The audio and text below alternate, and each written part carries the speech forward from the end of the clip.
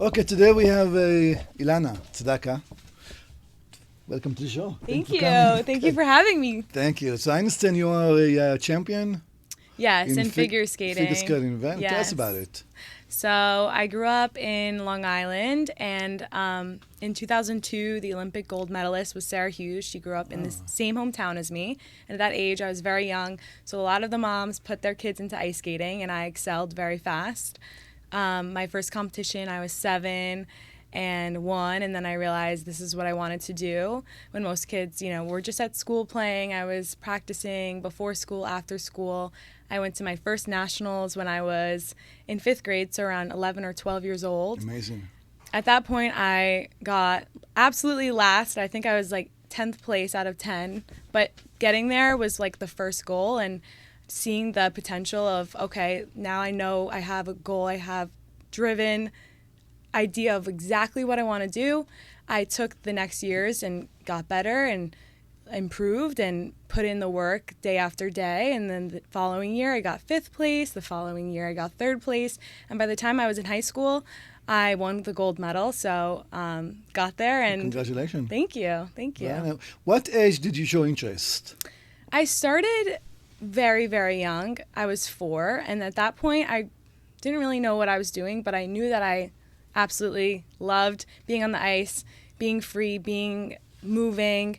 So it wasn't until maybe I was 7 when my mom signed me up to the local competition, and I did pretty well, that I realized that this is what I wanted to do. So at a pretty young age, I had a vision and a goal, and so that kind of set my childhood in a direct direction of where I wanted to be. So you felt like you had a fire in the belly? Of and course. You wanted to be the best of the best? I think I Right. grew up with a fire in my belly. I think having also great parents. My dad, he has his own business, and he was always waking up early, going into New York City, like hustling. It made me also want to wake up early. I think my whole family was like very driven people. So it wasn't them ever pushing it on me. I just also wanted to be, the fire in my belly, get up and get moving at any time of the day, even before school, after So school. you say you grew up in upper class?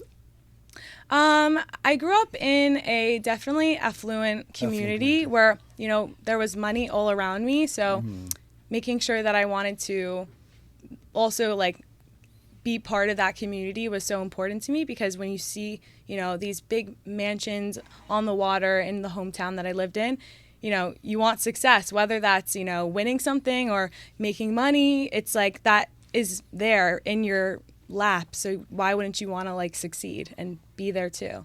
Right. No, I feel like today's generation, people feel like they want things handed to them. They Of don't want to do the course. work. Of course. They don't want to show up. I think this generation, I know for me, I'm that second generation where my dad wasn't born in this country. He was born in Israel. He was born in Tehran. Oh, Tehran. Yeah, and Very then he nice. moved there, and then he moved here. But, he had to struggle a lot, get to where he was.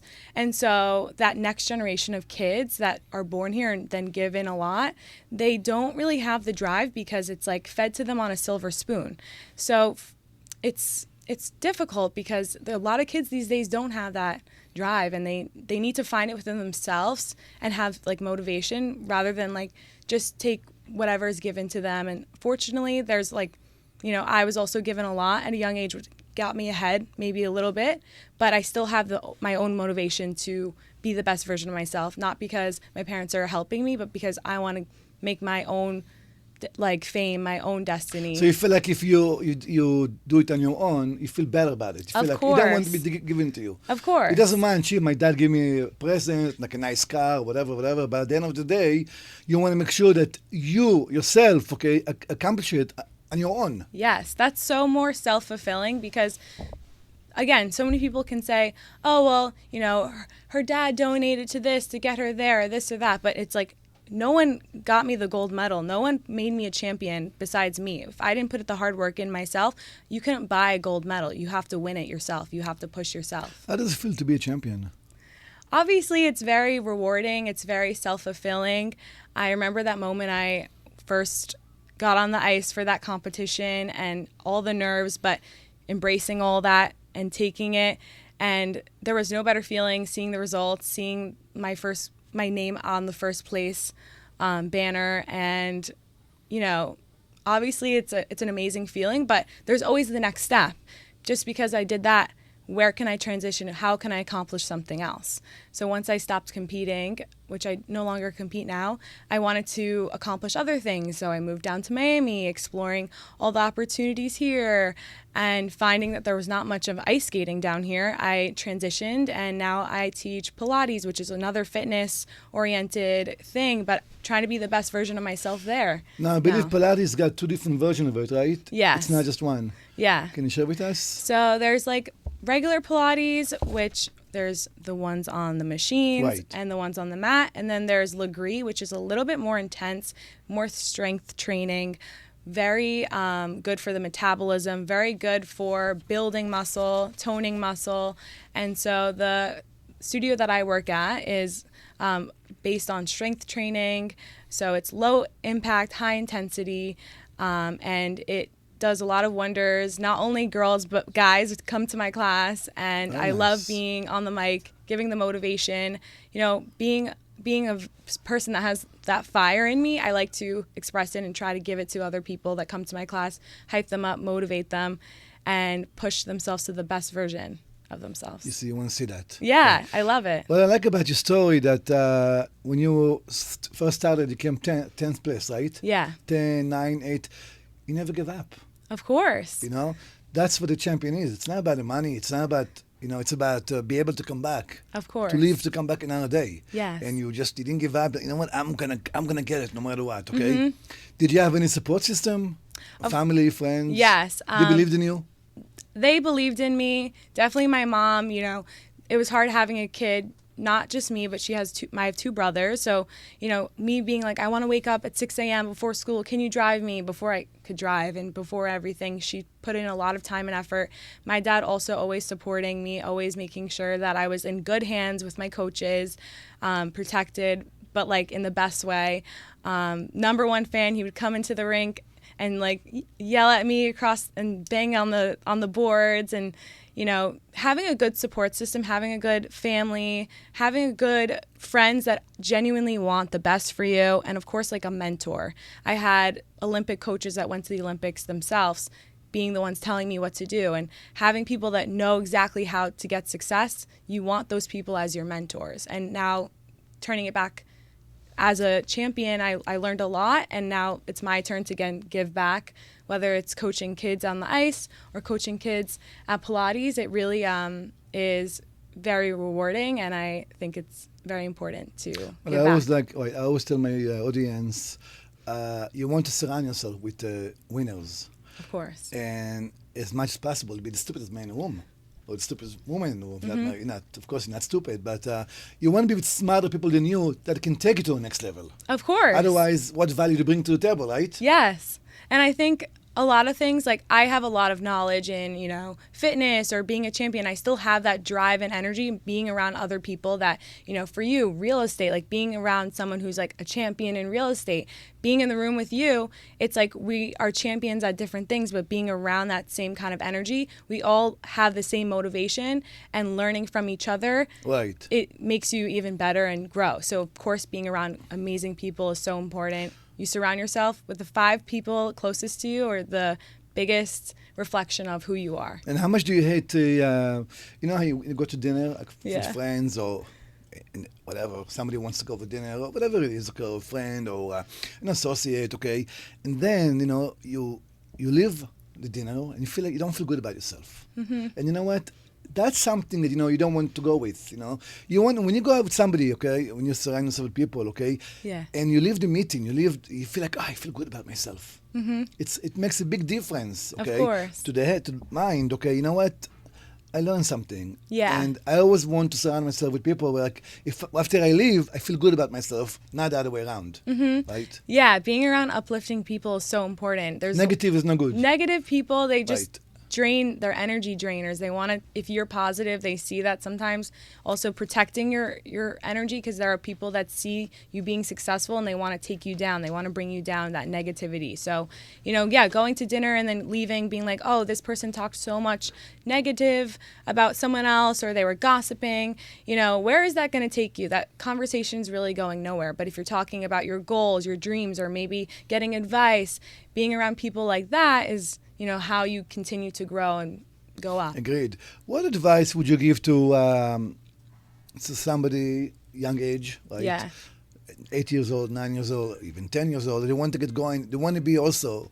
They want to be a champion in the field, in that field, for example, or another field. Yeah, and I think, take everything day by day, especially at a young age. There's so much distractions in your life when you're young, friends, learning how to be social, how to, time manage, all these things. So take everything day by day. You have to set goals for yourself, but those goals don't happen overnight. You have to take small little goals within the day to get you to that bigger goal, whether it's for the year, whether it's for the week. I know for me, every year was a nationals, but I had to wait a whole year before I would go back to the when you say competition. National, can you elaborate?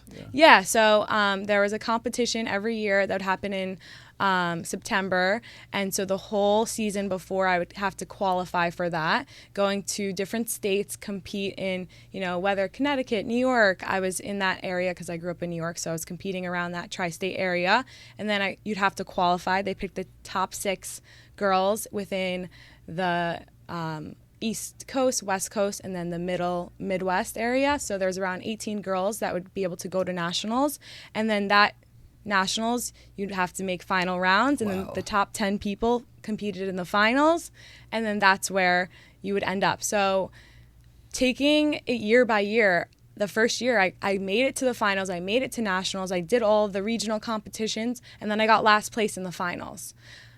The next year, it took me a full year to get up, but I had to wait to achieve that goal because it takes a whole year in a season to get there. So day by day, I had to set goals so that by the following year, I got better. And that's kind of how the system works. You weren't scared, you weren't afraid. Of course, there's always a little bit fear, but you can take the fear and you can use it to your advantage, or you can take the fear and make you crumble, make you shiver, make you scared. Right. So you're based in Long Island, right? Yeah. And where is national take place? Colorado is where it would.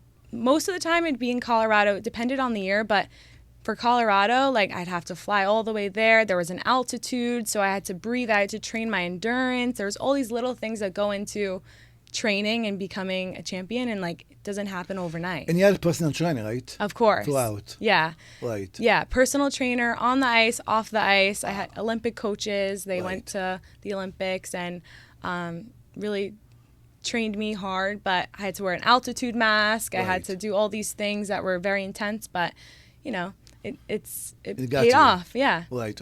Do they give once you win a champion? Do they give you a scholarship, or what? Do you win anything? So yeah, you get a lot of brand deals. You definitely have a lot of more opportunities coming your way.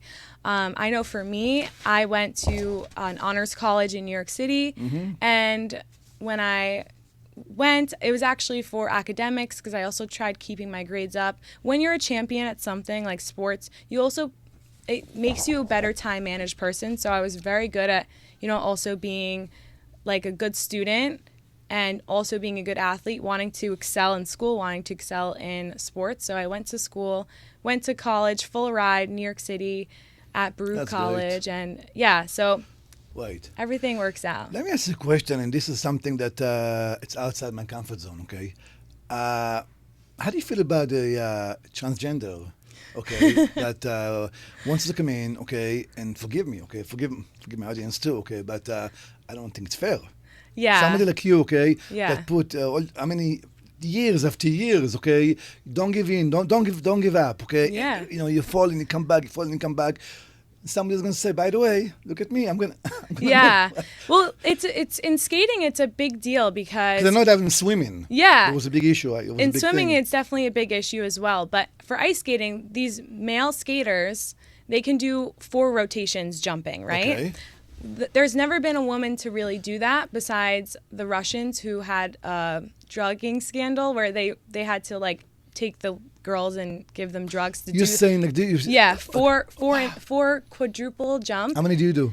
I could do triple. Most girls in America, most girls actually all over the world could do triples. Right. But these men nowadays are doing quads. So putting someone like a man to do 4 rotations versus someone who's doing 3, it's not for a fight. It's not even just physically like the woman can't do that for. So for me, like especially in this sport, it's not something that is going.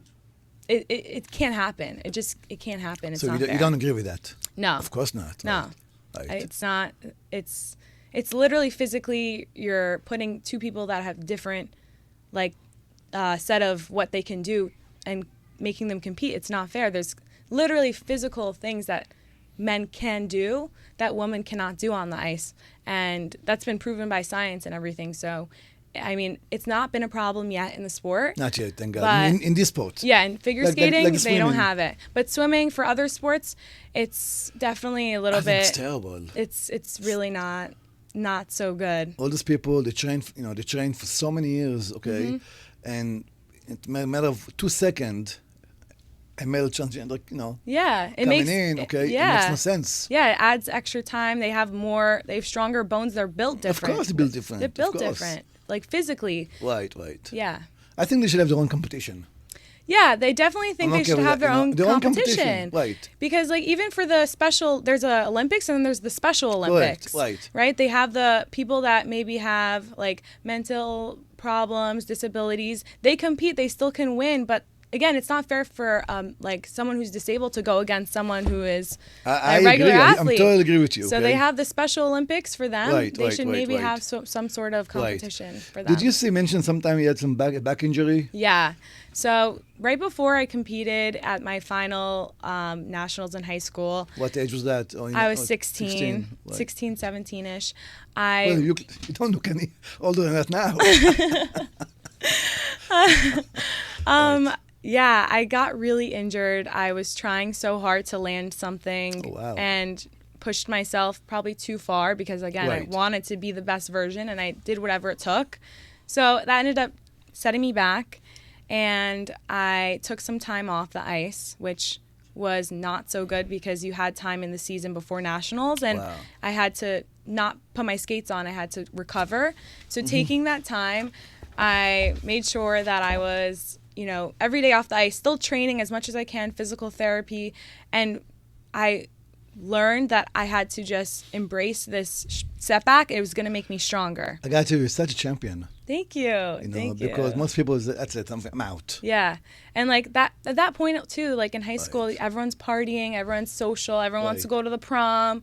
And I had different goals. At such a young age, I knew exactly what I wanted to do. I wasn't going to just not leave 3rd place. And then you were not. I was always going to get the gold. I always knew that. Which led me to the next question. As a kid, did you have structure? I'm sure you had a structure. Yeah. But were you able to be a kid, or you were just always going to training? It was definitely a balance. It's at a young age, there was a lot of times where I would have to compete or go travel, and it would be my best friend's birthday, and she didn't understand I can't come because I'm here or I'm there. So,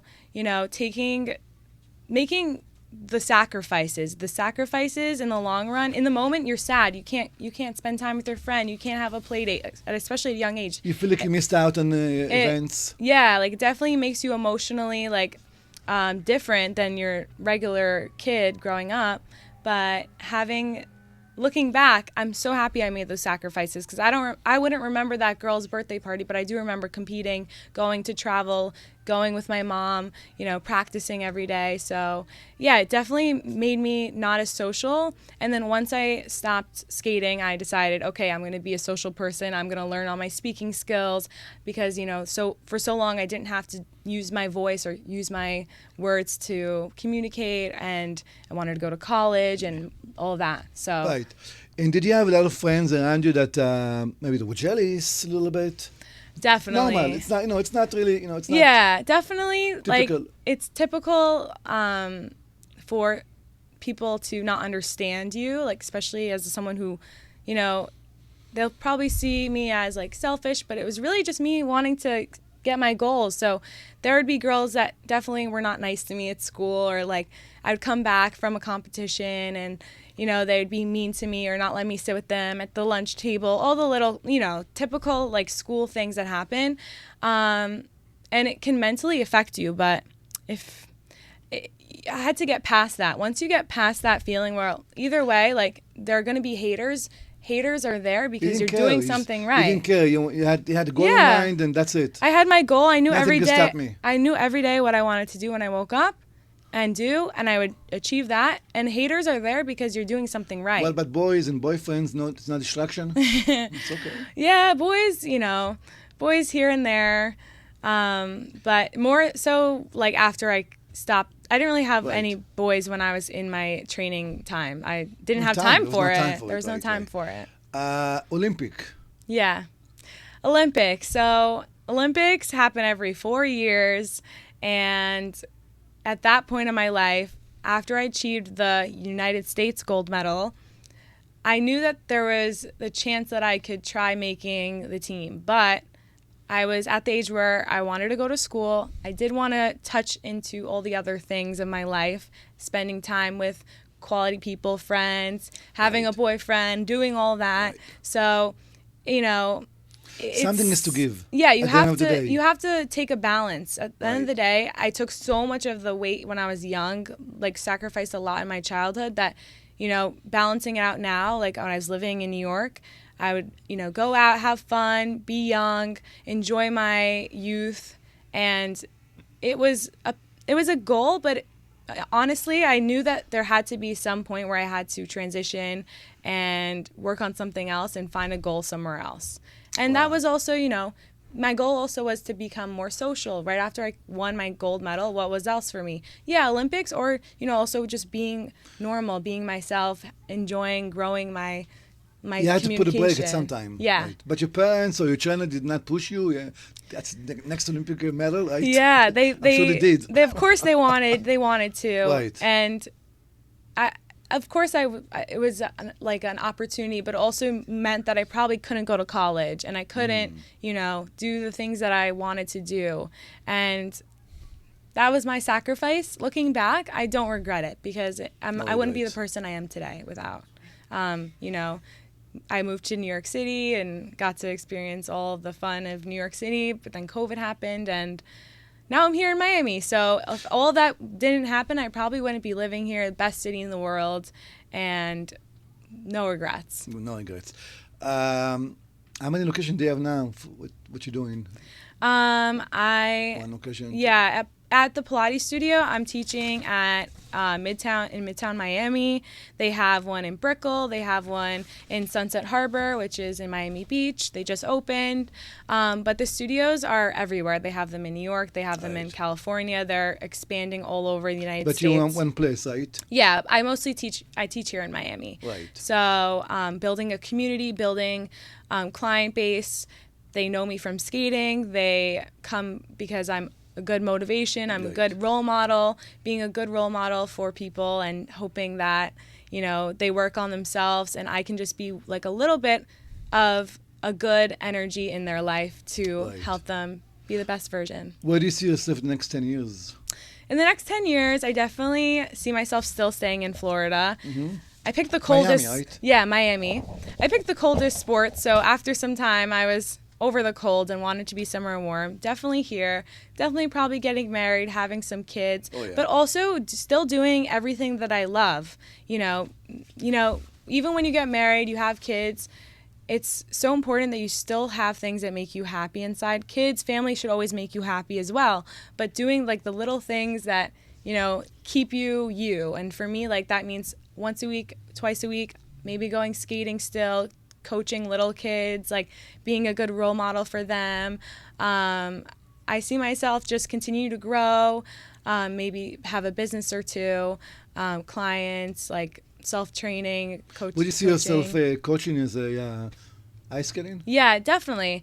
To take someone to next level? Next level, yeah. Like being a champion? Exactly. Just like you were a champion. I had coaches when they were older. I was in my teenage years, and they were in their 40s, 50s. But they were all champions once upon a time too. So being that next generation of young kids, I started teaching actually in Long Island right when my career ended, and then COVID happened, so I stopped coaching. There's a rink here in South Beach. There's a rink in Fort Lauderdale. Not too many, right? Because it's a warm climate, right? Yeah, it's not too many, but if there's a potential, I would love to have a kid and push them and be the good, inspiring person for the next generation. Nobody better. Yeah. Right? So yeah, that would definitely be something I'd love to do. Right. Today is all about you, by the way. If you have any questions about me, by all means. Yeah, I mean, I'd love to hear your story about, growing up, because I think it's just very similar to my dad, like having to grind, having to come to America with, like not much, and making a name for yourself, being successful. Like that takes a lot of strength. That takes a lot of resilience, like never giving up, never keep fighting. And so I just find your story also so inspiring. And like how did you decide that Miami was the place for you? Well, I wasn't when I was 16 I came to New York. Yeah. I studied for a few years, and then after I got married, and by the way, I'm writing a book. Awesome. Copy, yeah. Yeah. So the short story of it, I lived in New York for a few years with my wife. Okay, we had a small print shop. Mm-hmm. But my wife always kept saying, you know what, it's too cold here. I want out. Now, a Jewish woman, okay, what the best out? Nagging. Among others, right? Yeah. Of course, she's my better half, okay, but nagging me every day. I want Florida, okay? At the end of the day, I'm like, okay, I will go. So, we have a saying that failure is not an option, okay? For us, failure is death. Yeah. You can't fail, because as Israeli, I grew up in Israel, and when you grow up in Israel up to age 16, okay, growing up as a kid, okay, almost every other week or every once a month you have to go to the basement because of sirens. Mm-hmm. Israel is always a lot of tension, shelter, a lot of tension. Right. So Israeli, when they grow up, okay, and I can say it because I'm Israeli, that they are the best. They're better than everybody else. Okay, obviously there's negative to it and positive to it. Okay, but when you think, I'm the best. Okay, I can never fail. Okay, you cannot, because everybody wants to destroy us. They want to kill us. Okay, so the mindset is very different. Yeah. I'm not talking about today's generation, but although today's generation too, I was in Israel, just came back a couple of days ago. At least every hour, I know you from Instagram. Thank you very much. Thank you so much. And take picture. They want at least every hour, okay? Because I do believe that a lot of them, they're very motivated, okay? Young age. Of course. Different than, they have a different mindset. At a young age, they're more they have to grow up a little bit faster, because the reality is that people are going to come at you all the time. Right. So we came to Miami at about some 30 years ago. Nice. And I came as a failure. I was doing commodities. That's next level stock market, okay? Very speculative. We lost a lot of money, over $200,000, okay? And at this time I realized, if I don't make something out myself, I have to go back up to New York and really declare myself it's a failure, and I couldn't do it. Yeah. Because everybody was telling me, you're coming back. You're coming back. So, no, I'm not coming back, okay? Just for that, I had to put them wrong, right? Yeah. So I took my license, became a broker, a realtor, and every night I pound the phone, every single night, for like 4 hours straight, okay? Or everybody went to bed, sleep. During that time, going back 30 years ago, there was no cell phone. So to get people to answer the phone, if I want to get the listing, I want to go and sell the property, I need to be able to call at night. When everyone had their phones at home, yeah. Right. So I used to make at least 200 phone call. I would not go home, okay, until I dial 200 people. And you know what? At the end of the day, it's a number game. Even if you don't want to, you keep doing it, you're going to get some result. Yeah, 100%. And I think also being from Israel, like, you grow up, failure's not an option. Here in Miami, it's a little bit slower paced people. So when you have that energy, you have that, okay, like, I'm not going to go home until I get a deal on my phone. Correct. It's like, it's not easier, but it's definitely easy, like kind of easier to succeed here, because like you're not surrounded by go, go, go. Even in New York, it's go, go, go. Here, it's a little bit slow paced. So if you have that fire, you can succeed. There's Golden Street. You got to go get it. Yeah, of course. Nobody's going to do it for you. There's so much potential here Right. in Miami. And, like, that's so good. Like, you just went for it. And that's very, like, inspiring. I mean, I get phone calls from people, yeah, you have this and you have that and you have money. I don't have anything. But go get a job. Go get it. Go yeah. work. We didn't get here, okay? No one gave it to us, right? Of course. I grew up in a 500 square feet apartment, okay, 5 people, okay? Yeah. So you can imagine, Yeah, you always wanted you wanted better. You want better for yourself. You push, you do whatever. And I think, again, going back this generation, it's like they're slower. They just have so much at their fingertips, at their phones. There's the option to fail. It's like, okay, people are accepting. Okay, I'm not going to be the best. It's okay. And, I think also with the Jewish people, they want to help each other out. They want to have a community.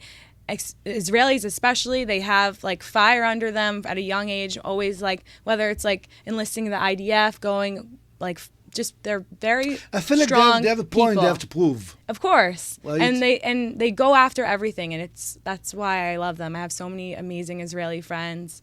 And they're the best. You want to look for you want an Israeli friend? You want to marry an Israeli guy? I love good Israelis. Right, they're the right, best. right. They're the best. Right, they're the best. Yeah. Very nice. Today we are here with Ilana Sedaka. And what makes you special? What set you over the crowd? You're a champion. And I love champions. I love great story. Thanks for coming. Thank you so much. Okay. Already. Okay, very good. That's good, yeah. Great. Yay. Yay. That was great.